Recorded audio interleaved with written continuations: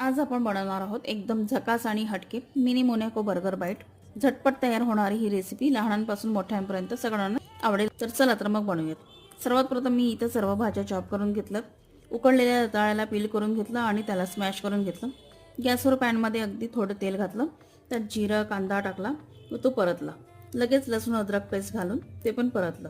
लाल तिखट हळद मीठ धनेपूड आमचूर घातलं. त्यानंतर चॉप गाजर red yellow green bell pepper कोथिंबीर घालून परतून घेतलं. त्यानंतर स्मॅश रताळे घातले व पूर्ण मिक्स करून घेतलं व लिंबाचं रस पिळून घेतलं व हे मिश्रण एका पातेल्यात काढून घेतलं आणि ते थंड केल्यावर त्यात ओट्स घातलेत व त्याच्या छोटे छोटे पॅटीज बनवून घेतले. मोनॅको बिस्किट घेऊन त्याला मेयोनेज लावलं. त्यावर लॅटोस ठेवलं व रताळा पॅटी ठेवली आणि चीज स्लाइस ठेवून परत बिस्किटला टमाटर सॉस लावून ते ठेवून घेतलं. अशा प्रकारे ही डिश तयार केली. तर कशी वाटली ही रेसिपी कमेंट्सद्वारे नक्की कळवा. बाय.